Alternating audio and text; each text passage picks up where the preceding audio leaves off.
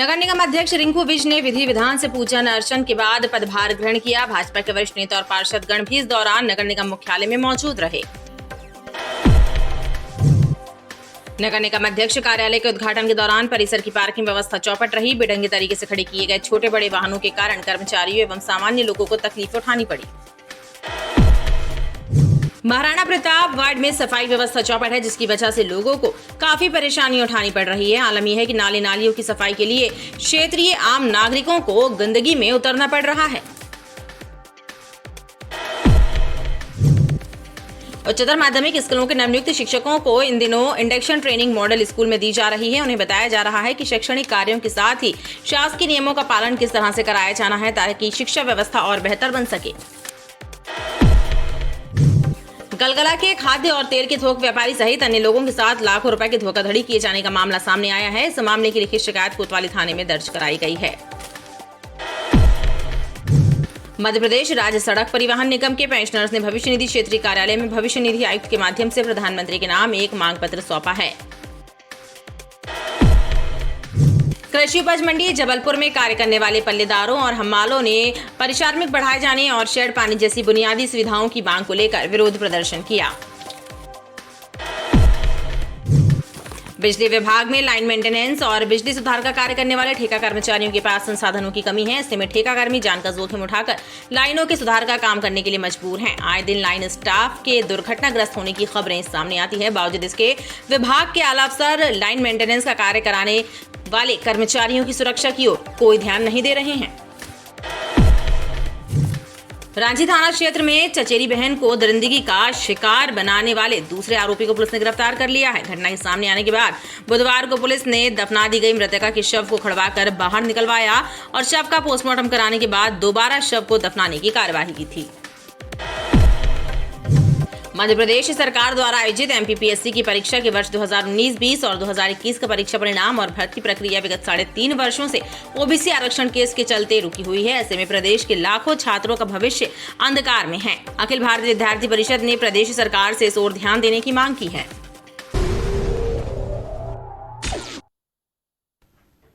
नमस्कार, स्वागत है आपका बीटीवी न्यूज में। आपके साथ मैं हूं सना और आइए खबरों की शुरुआत से पहले एक नजर डाल लेते हैं हेडलाइंस पर।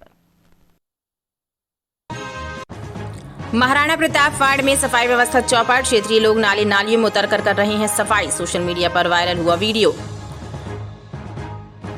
नवनियुक्त शिक्षकों को दी जा रही इंडक्शन ट्रेनिंग, सरकारी दस्तावेजों के रखरखाव का दिया जा रहा है प्रशिक्षण।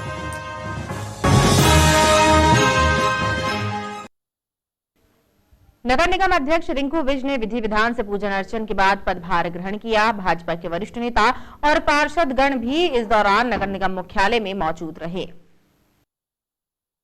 नगर निगम अध्यक्ष रिंकू विज ने वरिष्ठ भाजपा नेताओं की उपस्थिति में पदभार ग्रहण किया। इस दौरान नगर निगम मुख्यालय स्थित अध्यक्ष कार्यालय में पूजा अर्चना भी की गई। रिंकू विज ने कहा कि उनका फोकस शहर विकास पर होगा और समन्वय बनाकर कार्य करने की वे कोशिश करेंगे। अध्यक्ष कार्यालय में पूजन का कार्यक्रम था। हम सबके मार्गदर्शक जबलपुर संसदीय क्षेत्र के लोकप्रिय सांसद सम्मानीय राकेश सिंह जी, कैंट विधानसभा के लोकप्रिय अध्यक्ष सम्मानीय अशोक रोहानी जी, हमारे नगर के अध्यक्ष जीएस ठाकुर जी आशीर्वाद देने के लिए उपस्थित हुए। सभी पार्षदों ने यहाँ पे मिलकर पूजन किया और पदभार ग्रहण किया। किस तरह का कार्यक्रम रहेगा? किस तरह का सामंजस्य बना के जबलपुर शहर का विकास करना प्राथमिकता रहेगी। इस दौरान भाजपा के सभी पार्षदगण, विधायक अशोक रोहानी, सांसद राकेश सिंह एवं भाजपा नगर अध्यक्ष जीएस ठाकुर भी उपस्थित रहे। नगर निगम अध्यक्ष कार्यालय के उद्घाटन के दौरान परिसर की पार्किंग व्यवस्था चौपट रही। बेढंगे तरीके से खड़े किए गए छोटे बड़े वाहनों के कारण कर्मचारियों एवं सामान्य लोगों को तकलीफ उठानी पड़ी। नगर निगम में आयोजन के दौरान पार्किंग व्यवस्था पूरी तरह चौपट रही, जिसे जहां जगह मिली उसने अपना वाहन वहां पार्क कर दिया, जिसकी वजह से जाम की स्थिति बन गई। नगर निगम के कर्मचारियों एवं काम से आने वाले सामान्य लोगों को भारी परेशानी उठानी पड़ी। इसको हटा देंगे।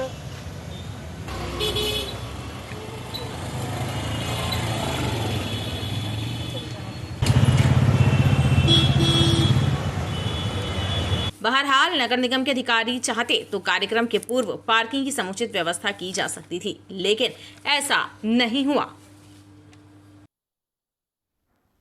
महाराणा प्रताप वार्ड में सफाई व्यवस्था चौपट है, जिसकी वजह से लोगों को बहुत परेशानी हो रही है। आलम यह है कि नाले नालियों की सफाई के लिए क्षेत्र के नागरिकों को गंदगी में उतरना पड़ रहा है।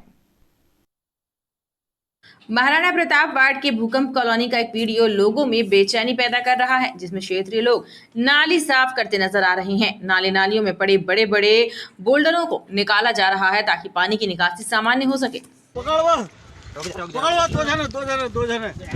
क्षेत्रीय लोगों का कहना है कि सफाई व्यवस्था चौपट होने की शिकायत कई बार की गई, लेकिन जिम्मेदार अधिकारी और कर्मचारी कुछ भी सुनने को तैयार नहीं है।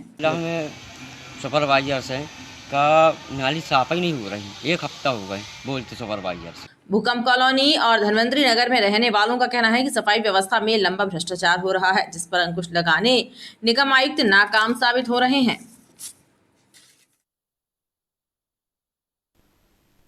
उच्चतर माध्यमिक स्कूलों के नवनियुक्त शिक्षकों को इन दिनों इंडक्शन ट्रेनिंग मॉडल स्कूल में दी जा रही है। उन्हें बताया जा रहा है कि शैक्षणिक कार्यों के साथ ही शासकीय नियमों का पालन किस तरह से कराया जाना है ताकि शिक्षा व्यवस्था और बेहतर बन सके।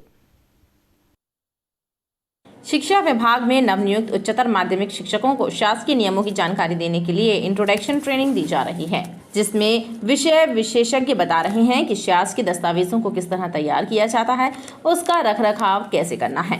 इमरान हमारे साथी रहे, बहुत अच्छे, इसलिए हम बार-बार नाम ले रहे हैं। तो आप कहेंगे सर इमरान सर को आप क्यों ऐसा बार-बार बोल रहे हैं?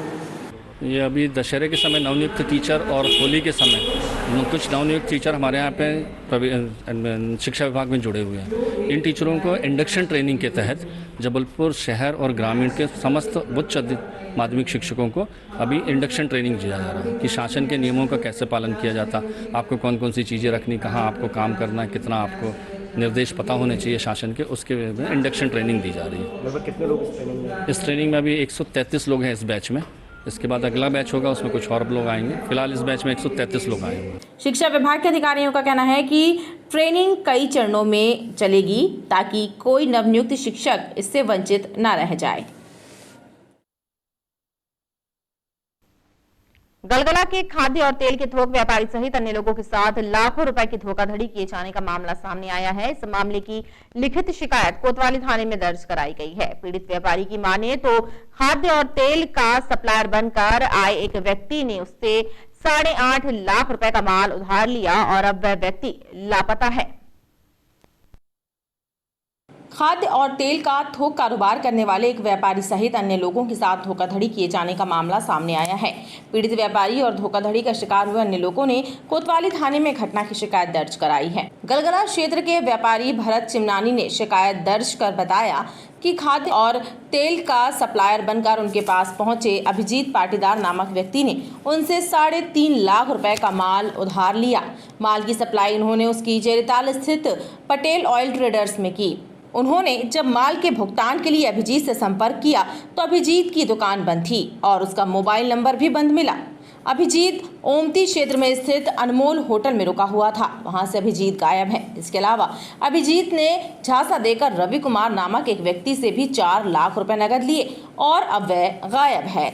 अभिजीत पाटीदार नामक व्यक्ति ने मेरे साथ धोखा किया है। मैं आज शिकायत करने आया हूँ। उसने नकद में मेरे से माल लिया पिछले 15 दिन पहले। रोज़ मेरे से माल नकद में लेता था। आज उसने मेरे से माल लिया और बोला मैं 4 बजे पेमेंट दूंगा। 4 बजे मैं उसकी दुकान गया पेमेंट लेने तो उसकी दुकान बंद मिली। मुझे सूचना मिली कि वो अनमोल होटल में रहता है, किराए से रह रहा है। मैं अनमोल होटल गया, वहाँ उसका रूम लॉक मिला, वो रूम भी नहीं आया है अपने। इसी की शिकायत मैंने आज यहाँ कोतवाली चेरीताल में दुकान थी, पटेल ऑयल स्टोर्स। आपने क्या दिया था? तेल और शक्कर दी थी। मैं ओला गाड़ी चलाता हूँ, ओला के थ्रू हायर किया था उसको। ओला के थ्रू हायर किया था तो संपर्क में आया तो मेरे से फिर कैश लेने लगा पैसा। 4 लाख रुपए कैश ले लिया। और कितने लोग स्टार आप कैसे पैसे देते थे? हम पहली बार दिए हैं। हाँ। कोतवाली पुलिस ने व्यापारियों की शिकायत पर मामले की जांच करने और कार्यवाही करने की बात कही है। आवेदक भरत चिमनानी जी के द्वारा एक आवेदन पत्र दिया गया है। अभिजीत पाटीदार के विरुद्ध। इनके द्वारा ये बताया गया है कि अभिजीत पाटीदार नाम का व्यक्ति इनसे व्यापारिक रूप से जुड़ा हुआ था और आज उसने 8.5 लाख रुपए करीब का इनसे तेल और शक्कर का सामान लिया और सामान लेने के बाद में फिर उसका मोबाइल बंद, दुकान बंद होना बता रहा है। इसमें प्राप्त आवेदन पत्र पर प्रारंभिक जांच उपरांत वैधानिक कार्रवाई अमल में लाई जाएगी। शीघ्र इस पर एफआईआर दर्ज की जाकर आरोपी को गिरफ्तार किया जाएगा। इस घटना से व्यापारियों में हड़कंप मचा हुआ है। मध्य प्रदेश राज्य सड़क परिवहन निगम के पेंशनर्स ने भविष्य निधि क्षेत्रीय कार्यालय में भविष्य निधि आयुक्त के माध्यम से प्रधानमंत्री के नाम एक मांग पत्र सौंपा है। सड़क परिवहन निगम के पेंशनरों का कहना है कि उन्हें सरकार द्वारा बेहद कम पेंशन प्रदान की जा रही है। ऐसे में उनको और उनके परिवार को बेहद कठिनाइयों का सामना करना पड़ रहा है। पेंशनर्स ने सरकार से सम्मानजनक पेंशन दिए जाने की मांग की है। पेंशनरों की माने तो प्रदेश में सड़क परिवहन निगम के पेंशनर्स की संख्या लाखों में है, लेकिन पेंशनरों को सरकार सम्मानजनक पेंशन नहीं दे रही है, जिससे भीषण महंगाई के दौर में पेंशनर्स परेशान हैं। हम लोगों की पेंशन जो है सबसे कम है, किसी को 900, किसी 950, किसी को 1000-1200, इससे ज़्यादा किसी को पेंशन नहीं मिल रही। इस महंगाई के दौर में आज हम लोग किस स्थिति से गुजर रहे हैं ये तो अब सभी लोग जानते हैं। तो मेरा आग्रह है कि सर कम से कम पेंशन हम लोगों की 7.5 प्लस DA मिला के दिया जाए। हम लोगों की मांग ये है सर कि हम जो EPS 1995 सेवानिवृत्त संघ जो है महासंघ हमारा नई दिल्ली, उसके तत्वाधान में हम लोग यहाँ एकत्रित हुए हैं और ज्ञापन आज सौंप रहे हैं कमिश्नर साहब को। उसमें यह है कि हमारी जो डिमांड है वो पेंशन हमारी बहुत ही कम है और अपमानजनक पेंशन है।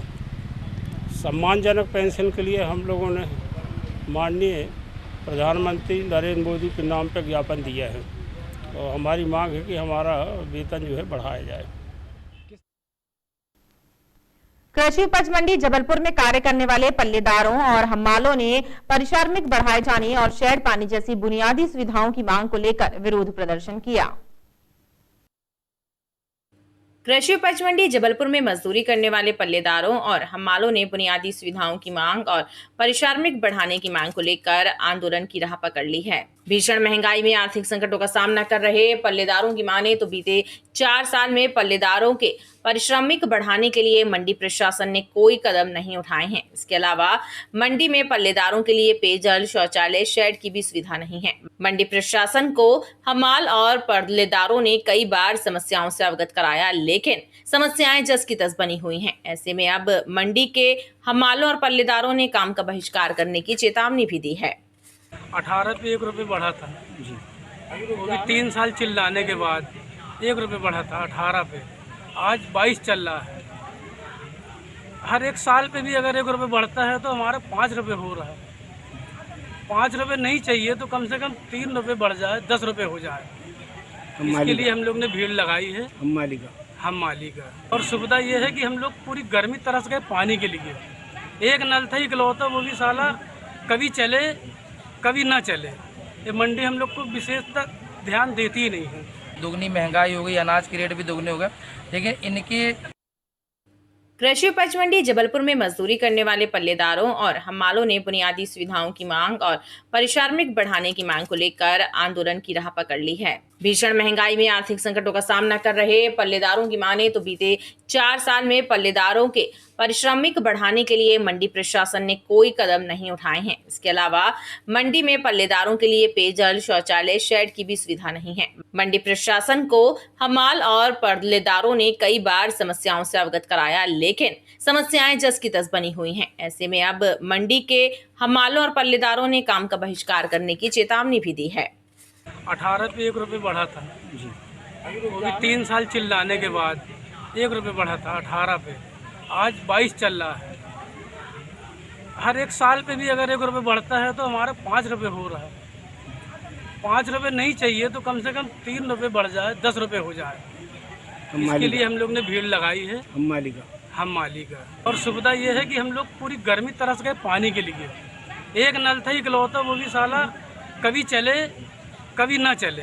ये मंडी हम लोग को विशेषतः ध्यान देती ही नहीं है।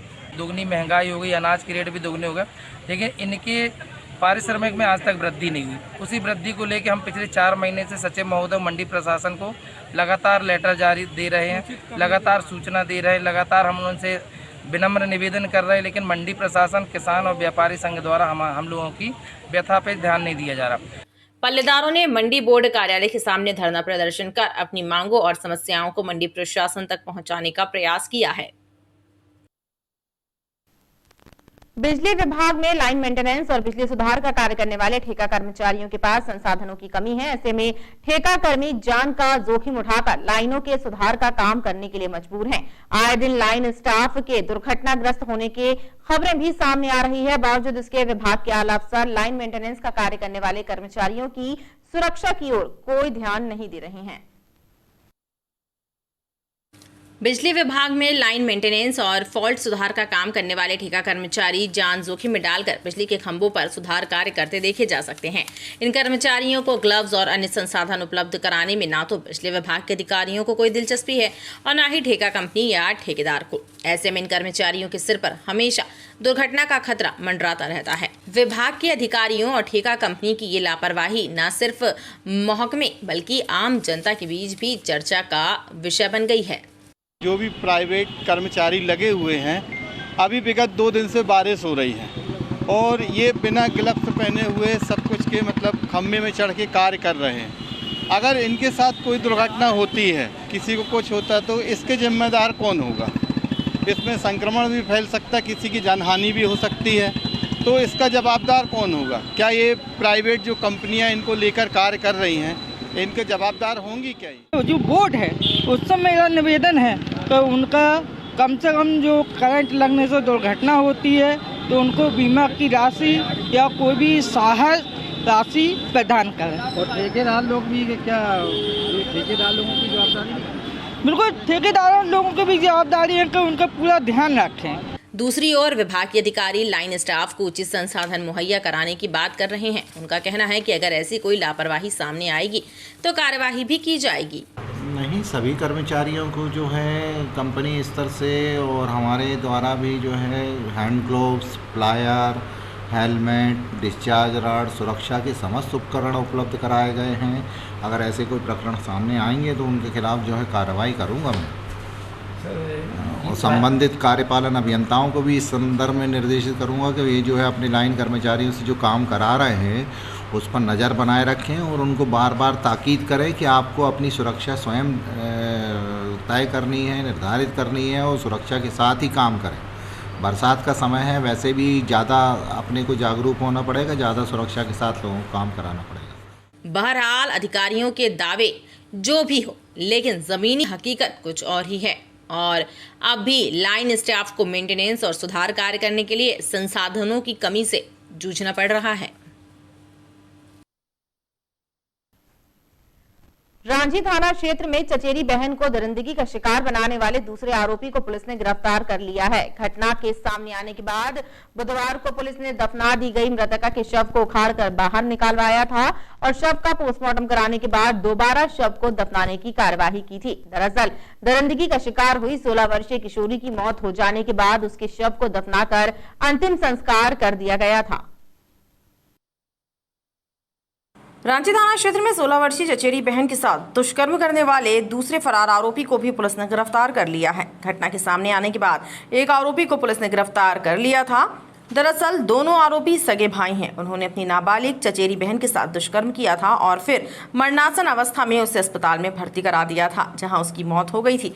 इतना ही नहीं, दोनों आरोपियों में से एक आरोपी ने विरोध करने पर अपनी दादी के साथ भी दरिंदगी की थी। नाबालिग बालिका की मौत होने और उसके शव को परिवारजनों द्वारा दफना दिए जाने के बाद मृतका के पिता ने पुलिस में घटना की शिकायत दर्ज कराई, जिसके बाद बुधवार को पुलिस ने शव उत्खनन की कार्यवाही की और शव को जमीन से निकालकर पोस्टमार्टम कराने के बाद शव दोबारा दफन करने की कार्यवाही की थी।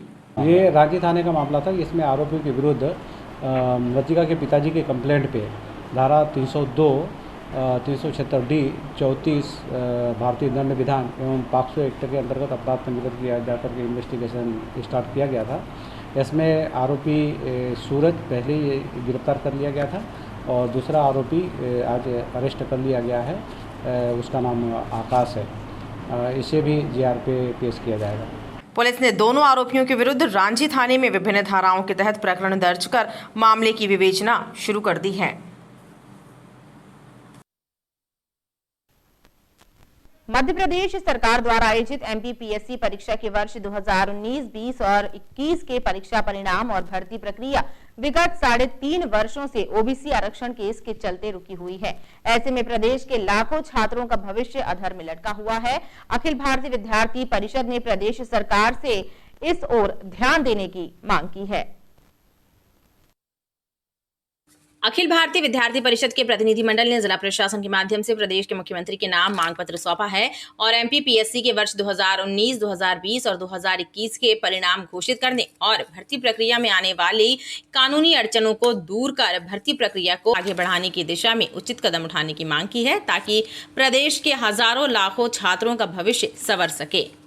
आज अखिल भारतीय विद्यार्थी परिषद जबलपुर महानगर द्वारा जबलपुर जिले के जिलाधीश को मुख्यमंत्री महोदय के नाम ज्ञापन सौंपा गया। ज्ञापन का प्रमुख विषय ये था जो एमपीपीएससी की परीक्षा, जो कि हमारे प्रदेश की सबसे बड़ी परीक्षा होती है, 3 लाख से ज़्यादा अभ्यर्थी इसमें परीक्षा देते हैं। विगत 2019, 20, 21 से किसी प्रकार की नियुक्ति या किसी प्रकार के प्रोसेस को आगे नहीं बढ़ाया जा रहा है, उसके विरोध में हमने ज्ञापन दिया है यहाँ पर, और साथ में यह भी मांग करें कि जल्द से जल्द इसका निराकरण किया जाए, अन्यथा एबीवीपी उग्र आंदोलन हेतु। खबरों का सिलसिला लगातार जारी रहेगा। आप देखते रहिए BTV न्यूज।